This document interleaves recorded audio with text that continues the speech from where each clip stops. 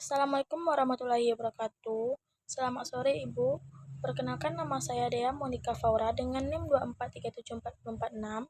Di sini saya akan menjelaskan materi yang telah saya cari yaitu strategi dan metode pembelajaran teori dan praktik.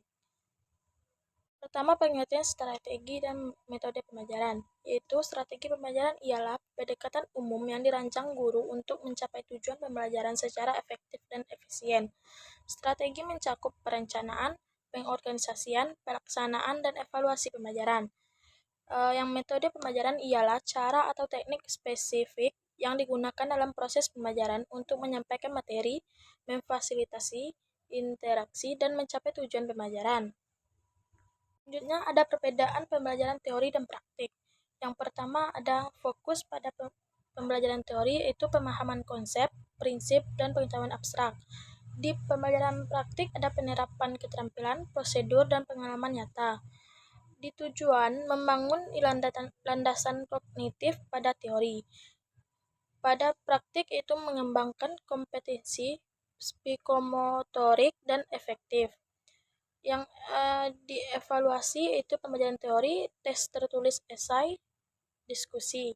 Pada pembelajaran praktik ada observasi, unjuk kerja, dan proyek. Selanjutnya yang ketiga, strategi dan metode untuk mempelajari teori, yaitu strategi yang umum digunakan. Ada yang pertama ada expository, yaitu guru sebagai pusat informasi.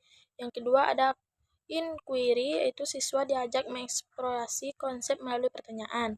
Yang ketiga ada kooperatif, yaitu siswa belajar dalam kelompok untuk memahami teori bersama. Metode yang tepat itu yang pertama itu ceramah, cocok untuk menyampaikan informasi dasar metode yang tepat itu yang pertama ceramah. Yang pertama cocok untuk menyampaikan informasi dasar secara efisien. Yang kedua ada efektif bila dikombinasikan dengan media visual. Yang kedua ada diskusi kelas, itu mendorong pemahaman kritis terhadap teori, meningkatkan keterlibatan siswa. Yang ketiga ada problem based learning, yaitu mengaitkan teori dengan masalah nyata. Yang kedua meningkatkan kemampuan analisis dan pemecahan masalah. Yang keempat ada mind mapping, yaitu membantu siswa mengorganisasi konsep teoritis secara visual. Selanjutnya yang keempat yaitu strategi dan metode untuk pembelajaran praktik. Strategi yang umum digunakan yaitu demonstrasi, yaitu guru menunjukkan prosedur atau langkah kerja. Yang kedua latihan berulang, yaitu untuk membentuk keterampilan otomatis. Yang ketiga ada project based learning atau PJBL, itu siswa mengerjakan proyek nyata. Metode yang tepat itu pertama demonstrasi dan imitasi, yaitu guru mendemonstrasikan, siswa meniru. Yang kedua ada efektif untuk keterampilan teknis, misalnya laboratorium, bengkel. Yang kedua ada simulasi dan role play, yaitu menciptakan situasi nyata dalam lingkungan aman. Yang kedua cocok untuk pelatihan layanan pelanggan, medis, dan lain-lain. Yang ketiga ada praktek lapangan atau magang, yaitu memberikan pengalaman langsung di dunia kerja, mengintegrasikan teori dan praktik secara utuh. Yang keempat ada pembelajaran berbasis proyek atau PJBL, yaitu siswa merancang dan menyelesaikan proyek nyata, mengembangkan keterampilan kolaborasi dan pemecahan masalah. Selanjutnya ada yang kelima yaitu metode lain yang mengintegrasikan teori dan praktik.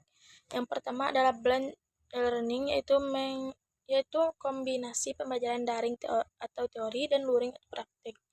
Yang kedua ada flipped classroom, yaitu siswa mempelajari teori di rumah atau video atau bacaan, lalu menerapkannya di kelas melalui praktik. Yang ketiga ada discovery learning, yaitu siswa menemukan konsep melalui eksperimen atau pengamatan langsung. Yang keenam ada ketetapan analisis. Analisis ini tepat dan relevan karena yang pertama itu membedakan dengan jelas antara pembelajaran teori dan praktik berdasarkan tujuan, fokus, dan evaluasi.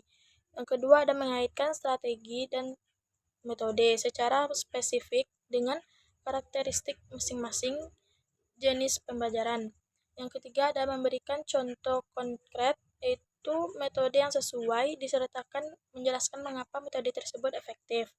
Yang keempat ada mengintegrasikan pendekatan modern, itu seperti PBL, Fluid Classroom, yang sesuai dengan tuntutan pendidikan abad ke-21.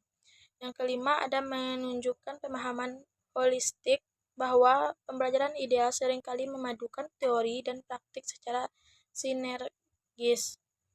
Jadi kesimpulannya adalah pemilihan strategi dan metode pembelajaran harus sesuai dengan jenis materi seperti teori atau praktik, karakteristik peserta didik, dan tujuan pembelajaran. Pembelajaran teori membutuhkan metode yang mendorong pemahaman konseptual, sedangkan pembelajaran praktik menuntut metode yang memberikan pengalaman langsung. Integrasi keduanya melalui pendekatan inovatif akan menghasilkan pembelajaran yang bermakna dan berdampak jangka panjang. Mungkin itu yang dapat saya sampaikan. Apabila ada kesalahan, saya mohon maaf. Terima kasih sebelumnya. Assalamualaikum warahmatullahi wabarakatuh.